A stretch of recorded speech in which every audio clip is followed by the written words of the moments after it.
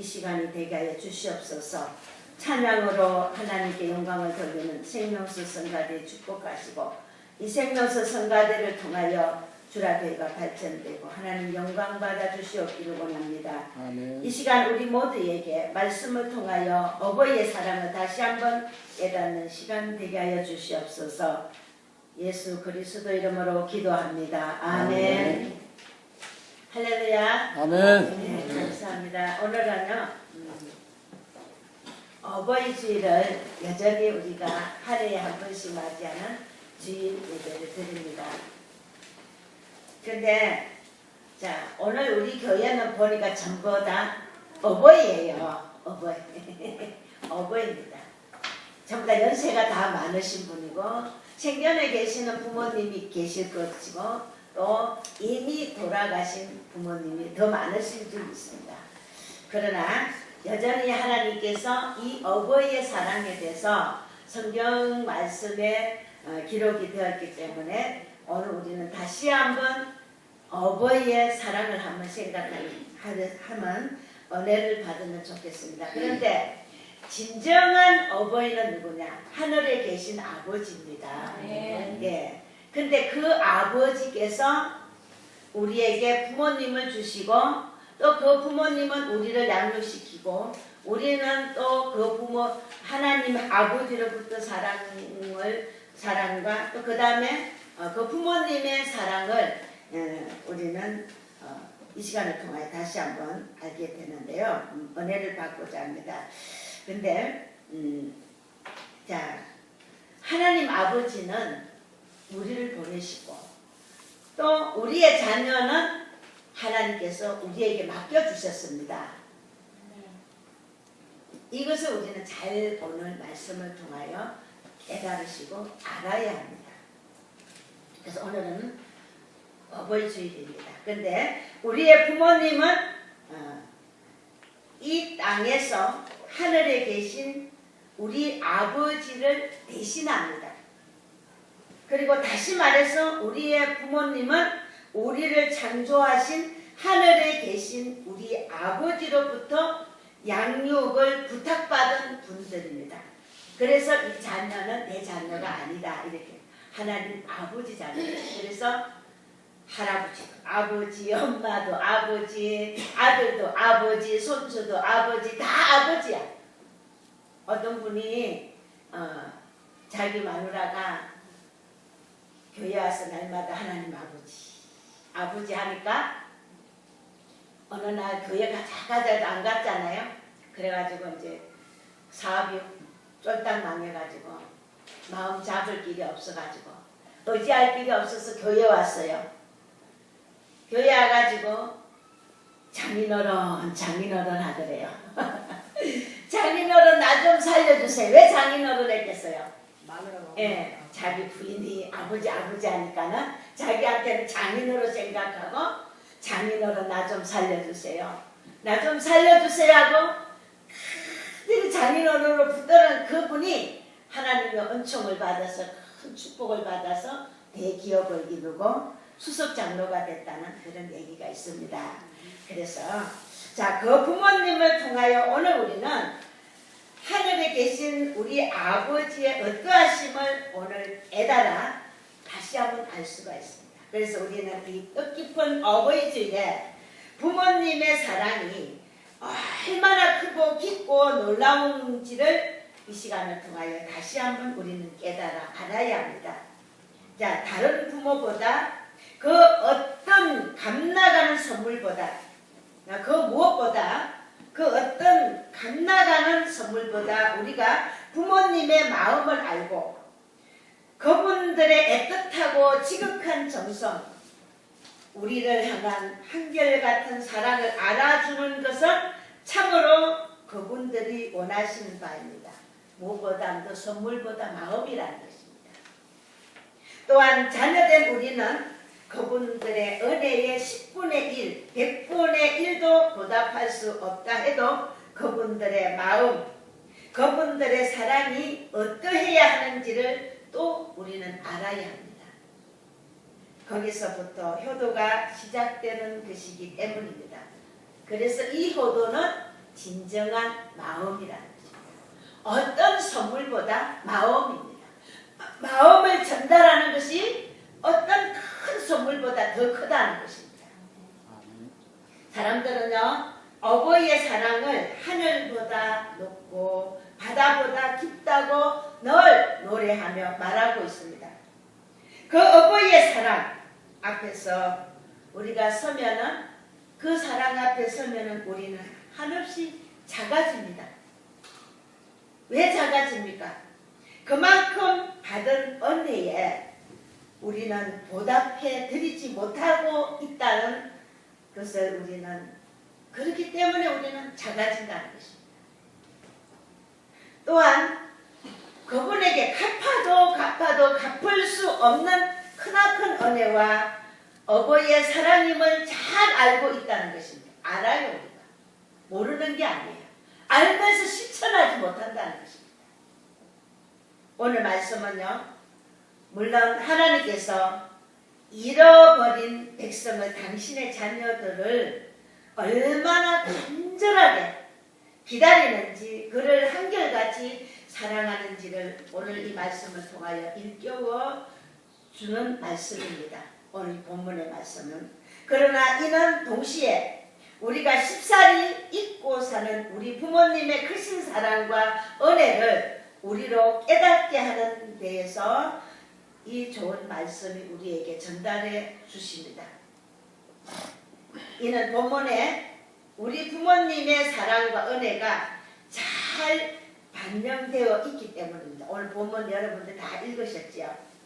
오늘 우리는 이 말씀을 통해 우리를 향한 우리 부모님의 사랑이 얼마나 크고 놀라운 것인지를 다시 한번 헤아려 부모님께 대해 진정한 합당한 감사를 표하는 계기로 오늘 삼았으면 좋겠습니다. 아멘. 그렇다면 부모님을 기쁘게 하시는 더 나은 효자, 효녀, 그 효자, 효녀가 되기를 오늘 바랍니다. 여러분이 이 땅에서 부모님께 효도한다면은 하늘의 아버지이신 하나님께서 이를 분명 기뻐하시고 또 축복을 하신다고 했습니다. 우리가 십계명이 있습니다. 이 십계명에는 1계명에서 5계명까지는 하나님에 대한 계명이고, 그 다음에 5계명에서 10계명까지는 사람에 대한 계명입니다.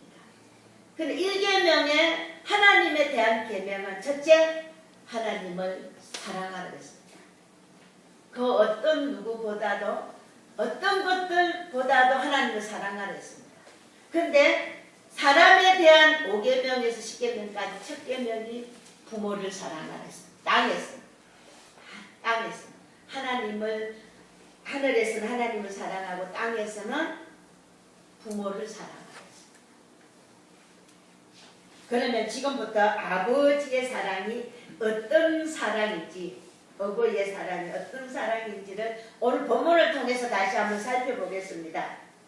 먼저 첫 번째는 어버이의 사랑은 조건이 없이 무조건 베푸는 사랑이다. 이 사랑은 아가페의 사랑이다.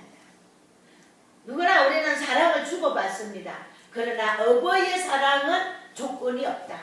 무조건적인 사랑이다. 이렇게 표하고 있습니다. 본문 12절을 보면은 이제 둘째 아들이 본문으로 돌아가서 둘째 아들이 아버지에게 재산 중 자기에게 돌아올 품짓을 달라고 아버지께 요구하는 장면이 지금 나옵니다. 여기서 둘째 아들이, 이제 아들이 둘인데 둘째 아들이 나옵니다. 큰아들과 둘째 아들이 나오는데 그 둘째 아들이 아버지에게 말한 내게 돌아온 품기, 이런 표현을 보면은 그가 마땅히 그 재산을 받을 수 있고 받아야 한다고 생각하는 것을 알 수가 있습니다. 이건 아들의 마음입니다. 아들의 마음. 마땅히 내가 이 아버지의 재산을 내가 받아야 된다. 그것을 아들은 마땅하다고 그렇게 표현을 하고 있습니다. 그러나 사실 이는 그가 지금 요구할 성격의 재산이 아니라는 것입니다. 분깃은 대개 이 유산은요, 대개 봐서 아버지가 죽음을 눈앞에 두고 있을 때 나누어 주는 것입니다. 요즘도 재산을 미리 나눠준 사람들이 얼마나 부모님들이 자녀들로부터 버림을 받고 학대를 많이 받습니까? 예전에도 마찬가지인 것 같아요. 그래서 오늘 이 본문의 말씀을 내놓은 것 같습니다. 오늘 본문의 말씀을 보면 둘째 아들은 이를 요구할 자격이나 권리가 없습니다. 그래도 이 요구는 아버지는 아들의 요구를 거절하지 않습니다. 그런데 아버지는 둘째 아들의 요구를 덜어주었습니다. 사실 줄 이유도 없고 나눠줄 이유도 없는데 아들이기 때문에 그 요구를 덜어주는 아버지, 덜어주었습니다. 본문에 제시된 둘째 아들의 요구와 아버지의 행동은 자녀에게 부모님들이 어떠한 사랑을 베푸시는지를 보여주는 한 장면을 보여준다고 할 수가 있습니다. 그것은 한마디로 말해서 베푸는 사랑입니다. 부모님은 무조건 자식에게 베푸는 사랑이다. 끊임없이 베푸는 사랑입니다. 거기에는 어떤 조건도 달려있지 않고 바라는 대가도 없습니다. 조건이나 대가를 내걸고 베푸는 것이 아니라 무조건적으로 베푸는 어버이의 사랑이라는 것입니다. 정당한 요구라서 주지 않으면 안 되어서 주는 것은 결단코 아니라는 것입니다.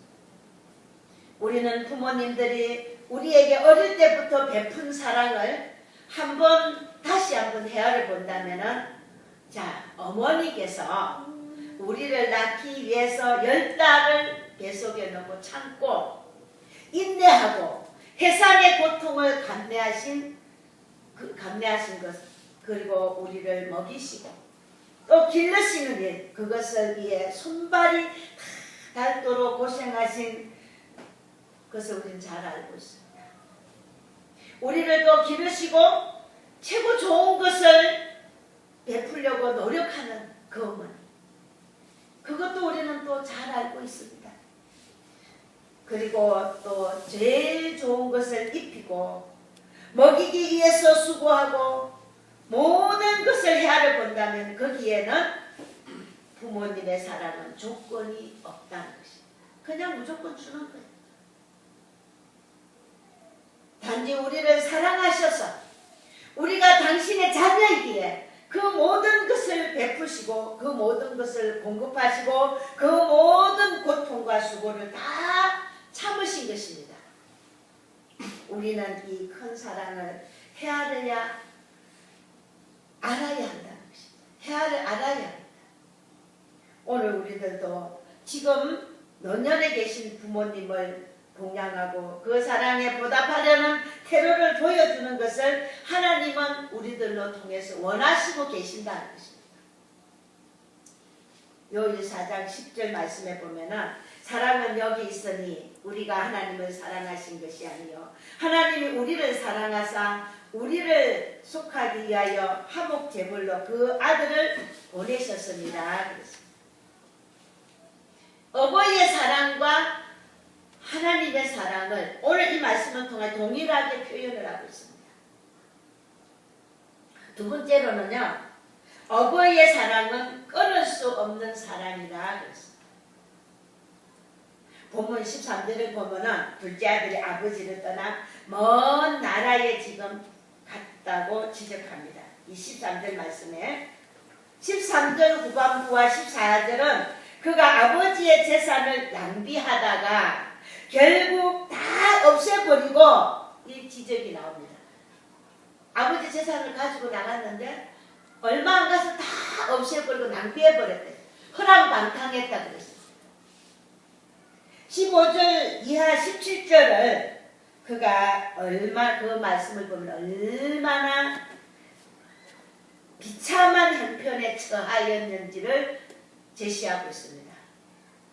나가서 돈 다 잊어버리고 허당방탕하고 아무것도 없으니까 이제 아들이 남편이 굉장한 비참한 처지에 놓여 있었습니다.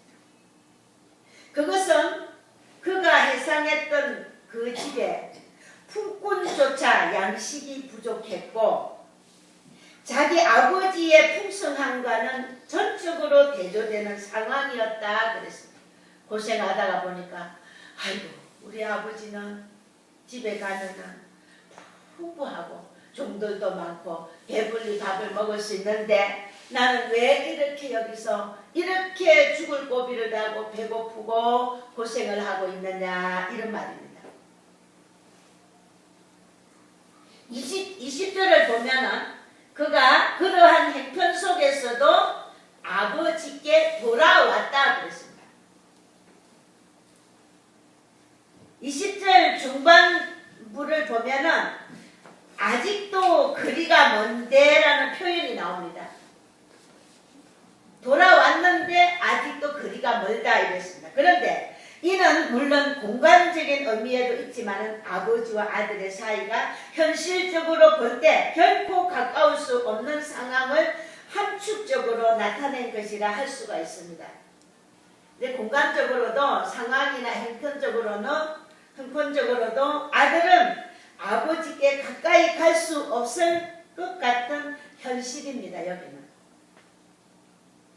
20절 후반절 이처럼 멀리 있는 아버지와 아들이 갑작스레 하나가 되고 서로 이제 여기서 끼어안고 입을 맞추는 장면이 나옵니다. 입을 맞춥니다.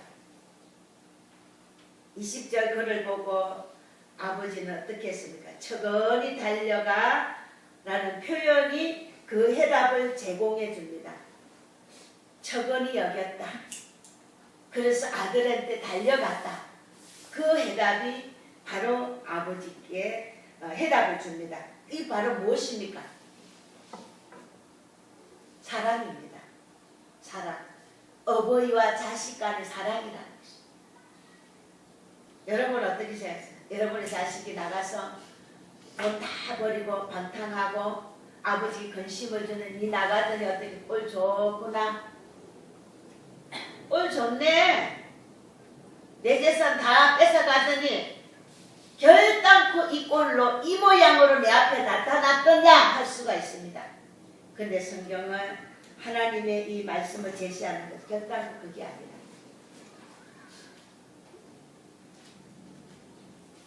형편상으로도 결코 하나가 될 수 없는 아들과의 거리를 순식간에 좁히고 부자가 하나가 되게 한 것입니다. 그래서 본문은 부모님의 사랑이 얼마나 위대한 것인지를 선명하게 이 본문에 일깨워주고 있습니다. 그것은 어떤 것으로도 부모와 자식 간에는 끊을 수 없는 사랑을 이야기하고 있습니다. 어떤 것으로도 막을 수 없는 사랑의 폭탄입니다. 사랑의 폭탄. 세상에서 가장 뜨겁고 열렬한 사랑이 무엇입니까? 그 사랑이 있다면 부부의 사랑을 들 것입니다. 그러나 이 사랑도 우리가 결혼식 식사를 보면 어떻습니까? 그 식사 중에 죽음이 두 사람을 갈라놓을 때까지는 두 사람이 결단코 헤어질 수 없다는 사랑 식사를 다 이 줄에다가 얘기를 합니다. 그와 마찬가지로 죽음에서 헤어지는 수도 있지만은 그렇지 못할 일들이 많이 일어나지 않습니까? 물론 오늘날에는 다른 여러 조건이나 형편으로도 그 사랑이 끊어지고 서로 남남이 되기도 합니다. 그러나 우리의 부모님의 자녀에 대한 사랑은 죽음조차도 막거나 단절시키지 못하는 것이 부모의 사랑이라는 것이죠. 부부간은 헤어집니다. 그렇죠?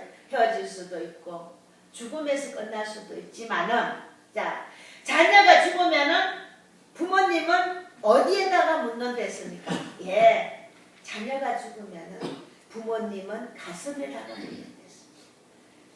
죽음에까지도 부모님은 자식과 헤어질 수가 없다는 거죠.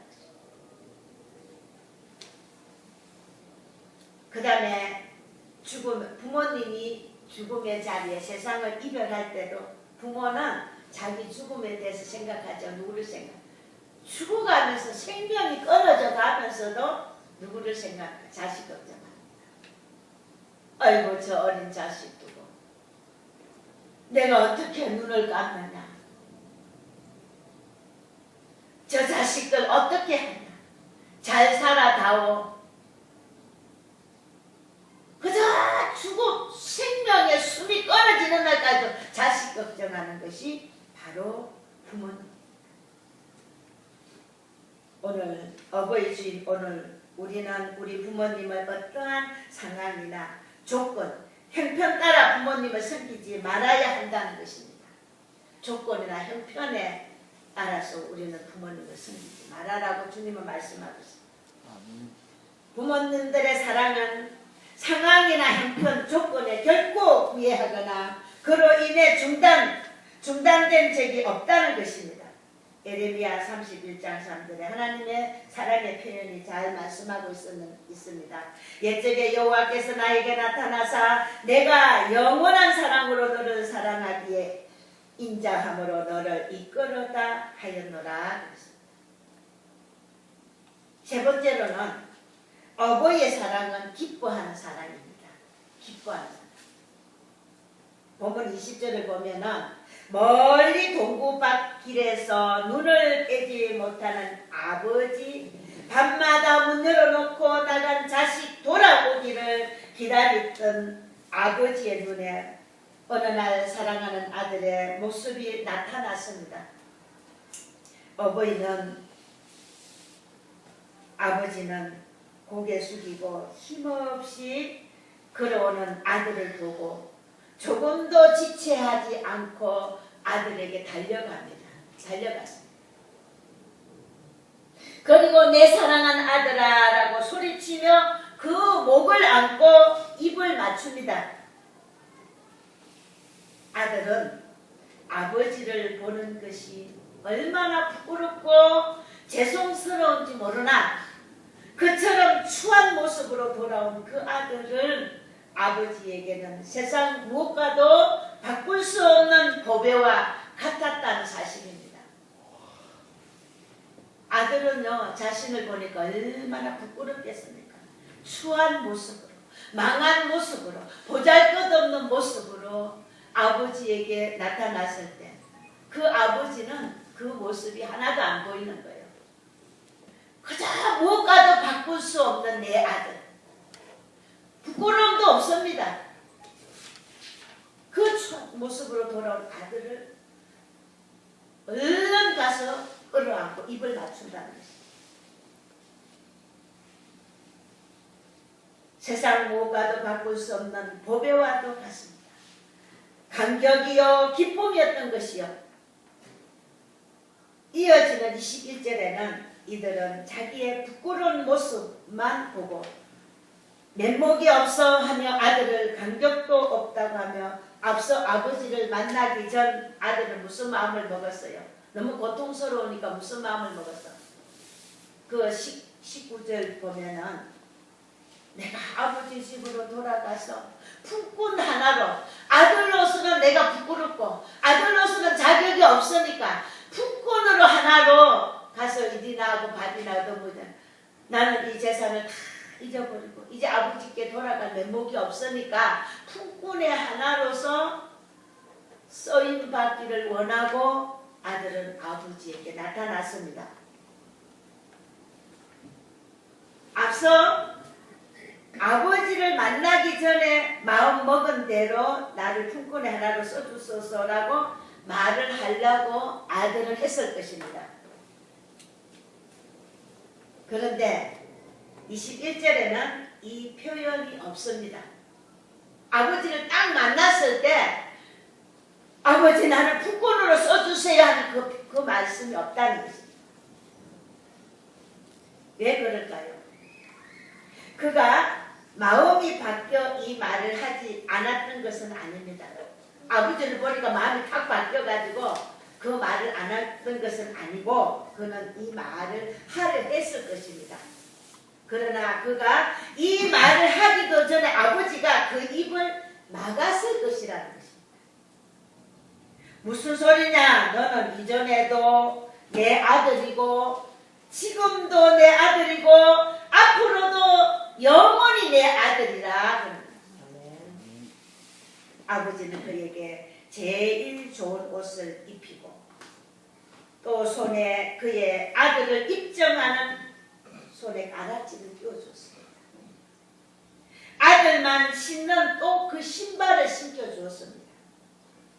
그러면서 종들에게 뭐라고 합니까?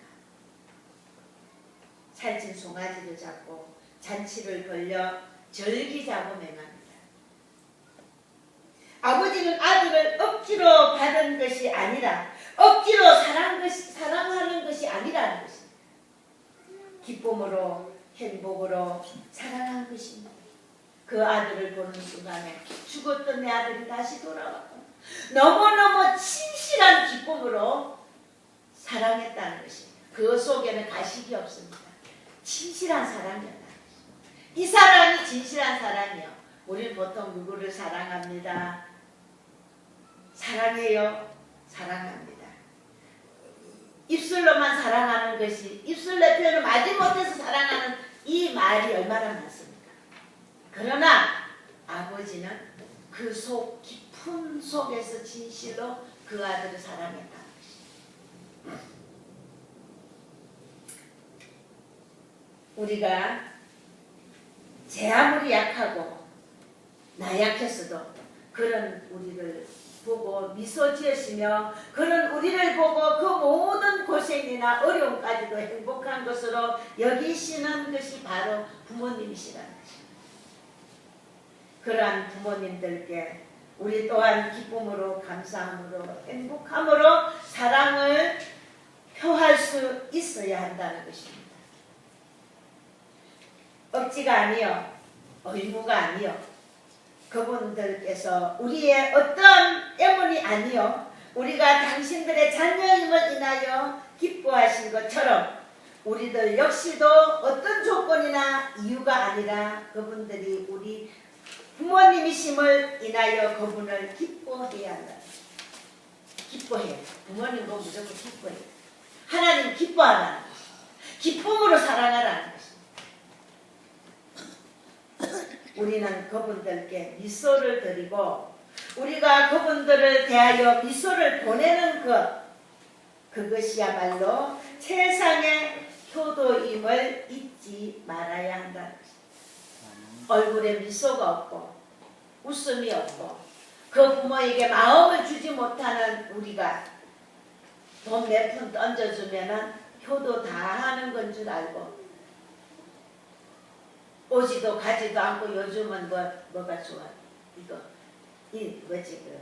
온라인 다 보내고 몇 번 보내니까는 어떻습니까? 전화 한 통하고 그게 효도야. 효도 다 하는 거야 지금은. 요새 온라인이 너무 좋아. 저도 받았지만 그거마저도 안 하는 사람들도 많아. 매나 맞지도 마라. 매 맞는 사람들 얼마나 많아. 자식들로 인해가지고.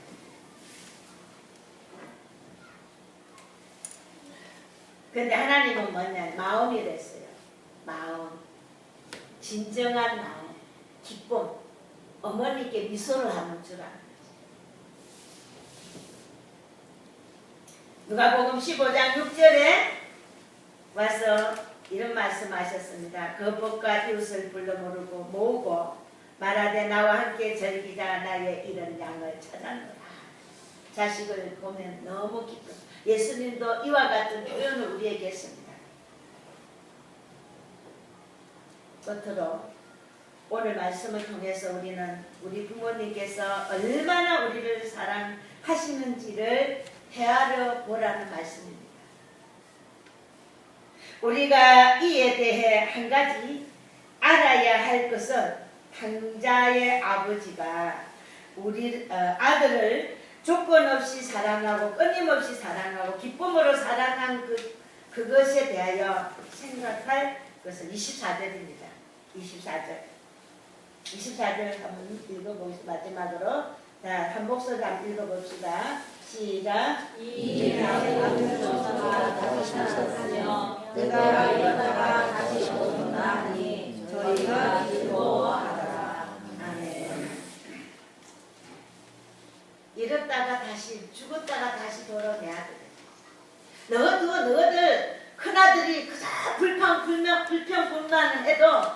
이유가 없어요.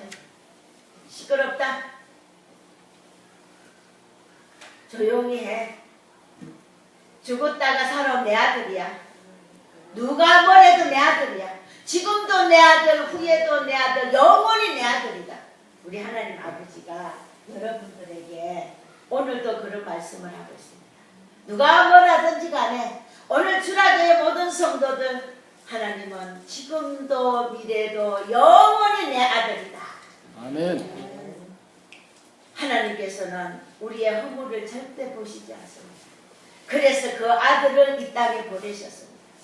죽기까지 사랑했다 이 말입니다.